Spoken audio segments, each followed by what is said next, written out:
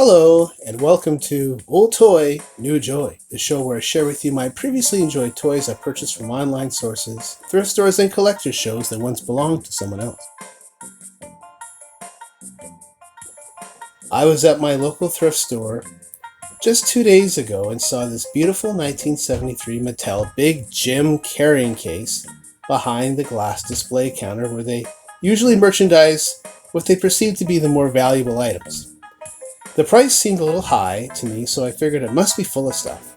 So I asked to see it, and I was both pleasantly and unpleasantly surprised to see lots of big Jim clothing and accessories, as well as this original 1972 Big Jim figure, in pieces.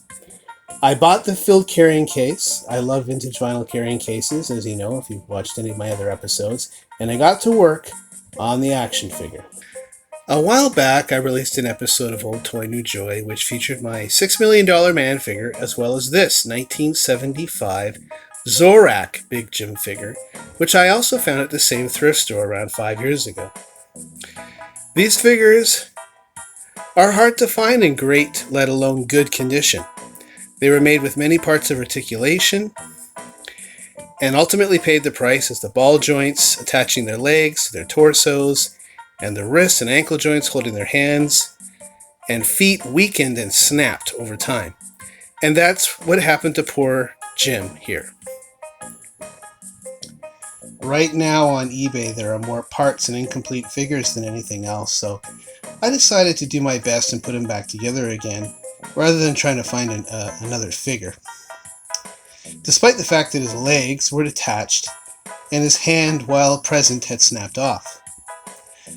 I referred to videos online from other collectors repairing their figures, however, their methods weren't working for me, so I decided to use rubber erasers, 30-pound wire, and Gorilla Glue to attach the legs, and Gorilla Glue to reattach the hand. I also covered up part of his arm rubber, which had disintegrated over time, with Teflon tape to look like a fighter's bandage wrap. I thought it looked kind of cool. I'm not really happy with his leg job, and he doesn't stand on his own. He needs to lean, but it's the best I could do. So let's see what was hiding inside the carrying case.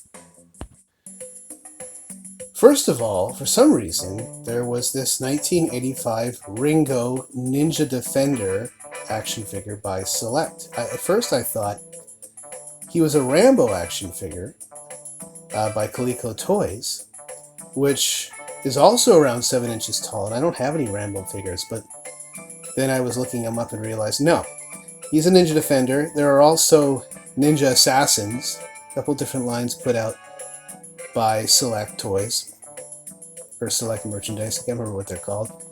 And this is Ringo, and as far as I know, he was a good guy. Well, the clothing seems to help him stand a little bit. This is a 1973 Kung Fu Gear outfit with some of the accessories and also the instruction manual that came with it. He would hit this and knock a piece off of it, but I think it's broken. This here is the muscle mover belt, which you hooked up to this little, sort of like a little gun. You pulled the trigger and it squeezed him and his leg kicked out. I like the outfit. I like the yellow. I like the dragon on the front. And there's a button on his back, and he'll have like a judo chopping action, so let's see if we can break that board.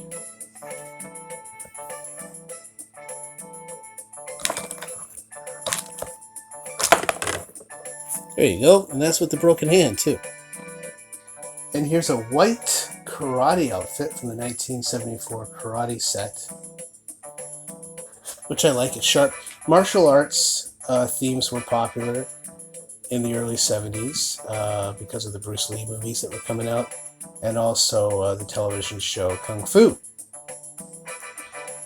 And then I forgot to show you, I think this came with the Kung Fu set. This is a metal or aluminum R-band that goes around the bicep, and I guess when you flex the bicep it pops off, but his arms are not doing so great.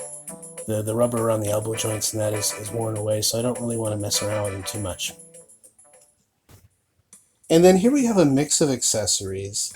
There are some from the 1973 Camp and Tent playset. No tent, but we've got the grill, which will go over the pretend paper fire. A plate, a folding chair that he's sitting on, a sleeping bag. I added this alligator, which sort of resembles the alligator from Devil River Trip, sorry. And I liked it. It was kind of vintage, so I put it in there. Here we have a log half from, I think, a Big Josh set. And a fish from probably the fly fishing set. And then there's also a paddle and a flipper. And there's a few sets that those could have been from. I'll just show you what the inside of the case look like. A lot of the Mattel cases have this little cardboard drawer that pulls out. So there's a lot of these accessories in there. Just a mishmash of shoes and things. Not all for Big Jim figures. Some of these things fit 12-inch figures. And I think this is the baseball jersey. There's a lot of sporting sets. Could be actually, now that I think of it, it's probably the football jersey, because here's some football shoulder pads. And then it's either G.I. Joe or Ken doll. I'm not sure. There's some larger clothes here. And then, of course, a spare head. And a lot of collectors buy the spare heads and parts for the event that maybe they come across an incomplete body and they can start putting one together. So thank you so much for allowing me to share my newly found Mattel Big Jim carrying case and Big Jim action figure. If you like the video, please like the video. We will keep them coming. In the meantime, I encourage you to visit other episodes of Old Toy New Joy. You never know, you might see something that interests you, such as wrestling figures, Hot Wheels, Masters of the Universe, Star Wars, Transformers, G.I. Joe. The list goes on and on. Until next time, this is your Toy Whisperer saying farewell from Old Toy New Joy.